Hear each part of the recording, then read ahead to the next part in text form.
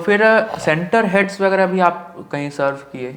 Centre head के रूप में तो ऐसा नहीं कहेंगे, लेकिन एकेडमिक हेड के रूप में हम नागपुर में थे। तो नागपुर रेजोनेंस? नागपुर आकाश में। और वो कब हुआ? वो 2015 में। मतलब कि आपने फिर 11 से लेकर 14 तक मैं रेजोनेंस में रहा। रेजोनेंस छोड़ने का क्या था? रेजोनेंस छोड़ने का दो रीज़न था। एक तो देखिए कहीं ना कहीं से मोनोटोनी आ जाती है, और फिर फाइनेंशियल ग्रोथ भी।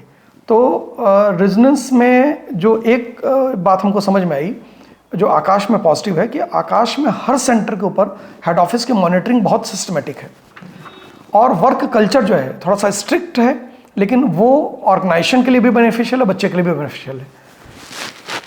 रेजोनेंस में सेंटर्स पे मॉनिटरिंग उतनी बहुत अच्छी नहीं थी। तो भोपाल सेंटर या किसी भी सेंटर की अगर हम बात करें, तो जो सेंटर हेड बहुत अच्छे से चला रहा है सेंटर, वो अच्छा चल रहा है, जो नहीं चला रहा वो अच्छा नहीं चल रहा है। आकाश में ये बात नहीं है। आकाश में एक कल्चर हर सेंटर पे फॉलो होता है, तो इस वजह से हर सेंटर अच्छा करते थे। आगे चल के रेजोनेंस गिरा भी, हालांकि हम सब एकेडमिक्स पे आएंगे और एडमिनिस्ट्रेशन में क्या डिफरेंस होता है, लेकिन आगे चल के रेजोनेंस का वो नहीं रहा। आज जो सिचुएशन है रेजोनेंस की, वो बिल्कुल भी, अगर आज से मुझे अगर कोई बोलता 10 साल पहले, जब मैं एकदम क्लास 7th में था, 8th में था, उस समय सिक्का चल रहा था रेजोनेंस का, मेरा भाई रेजोनेंस में पढ़ा, बाद में NIT में पढ़ा, तो मुझे यकीन नहीं होता कि जो आज का हाल है। तो आपको क्या लगता है, चूंकि आप वहाँ काम करते थे और काफ़ी साल आपने दिए वहाँ पे, आपने देखा एडमिनिस्ट्रेशन को, देखा सीनियर फैकल्टीज के साथ काम किया, SM सर के साथ काम किया, तो आपको क्या लगता है उन्होंने अपनी कब्र खुद खोदी, या फिर कोटा के एक बहुत बड़े नामी गिरामी संस्थान ने उनकी कब्र खोद दी और उनको दफना दिया? नहीं, ऐसा नहीं कहेंगे हम।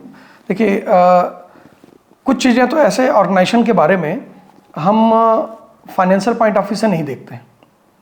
जिस तरीके का वर्क कल्चर रेजोनेंस ने इस इंडस्ट्री में लाया, और जिस तरीके का कंटेंट आज भी है, किसी भी इंस्टीट्यूट में अगर हम नॉर्थ इंडिया में देखते हैं, अलग अलग इंस्टीट्यूट में पढ़ने वाले बच्चे होते हैं, आज भी रेजोनेंस का स्टडी मटेरियल सॉल्व करते हैं, क्योंकि कंटेंट इतना ज़्यादा सिस्टमेटिक और बढ़िया डेवलप किया गया। शुरू में जो उन्होंने वहाँ पर काम हुआ था, जो टीम थी बहुत अच्छी थी। SPR सर केमिस्ट्री के हेड हुआ करते थे पहले, तो केमिस्ट्री का पूरा स्टडी मटेरियल उनका डेवलप किया हुआ है। तो टीम बहुत अच्छी थी और बहुत अच्छा काम हुआ था, इसकी वजह से उसका नाम हुआ था। बाद में एक गोल अचीव करने के बाद कहीं ना कहीं से ध्यान हमको लगता है कि भटक गया था, और जब एक्सपेंशन होने लगा तो एक्सपेंशन में प्रॉपर मॉनिटरिंग नहीं हुई। मॉनिटरिंग नहीं होने की वजह से भी बड़ी प्रॉब्लम हुई थी। ब्रांड डाइल्यूशन शुरू हुआ। ब्रांड डाइल्यूशन शुरू हो गया। तो अगर चीज़ें आप धीरे धीरे एक्सपेंड करते हैं और मॉनिटरिंग प्रॉपर रखते हैं, एक ही कल्चर एक ही सिस्टम हर जगह फॉलो करते हैं, तो ये इम्पैक्ट नहीं आता है जैसा कि आकाश में रहा है शुरू से।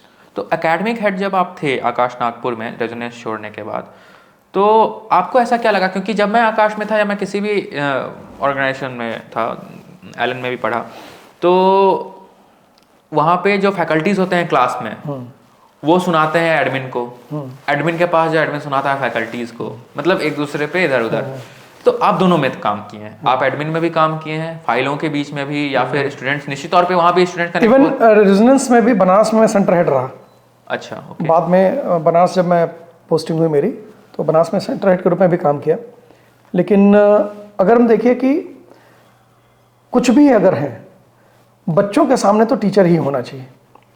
अगर हम एज एकेडमिक हेड बन के क्लास लेंगे तो वो नहीं हो सकता कभी भी। तो बच्चे को तो टीचर चाहिए, हेड नहीं चाहिए। तो एडमिशन जब हम एडमिन के सामने हैं, वहाँ के एम्प्लॉइज के सामने है, तो मतलब एकेडमिक हेड्स भी मतलब क्लासेस लेते थे? मैं फुल टाइम क्लास लेता था मैं। अच्छा, ओके। तो फिर आपको कभी लगा डिफरेंस कि एज एन एकेडमिक हेड आपकी जो डिलीवरी एडमिनिस्ट्रेशन के सामने है, हाँ, और जो डिलीवरी क्लास में है, वो दोनों अलग है? निश्चित तौर पे अलग होगी, हाँ, लेकिन उसमें क्या आपको अलग नजर आता था कि यहाँ वो प्रिंसिपल्स हैं, वहाँ अलग प्रिंसिपल्स एंड ऑल? देखिए, एक तरीके का ये था कि मेरे बारे में कलीग्स ही हमको बोलते थे कि मैं जिसके सामने रहता मैं उसका नहीं रहता। मैं अगर एडमिन या हमारे ओनर्स के साथ बैठता हूँ तो मैं एम्प्लॉइज़ की बात करता हूँ, और एम्प्लॉइज़ के सामने बैठता था तो ओनर्स की बात करता था। तो इससे दुश्मनी बढ़ती है।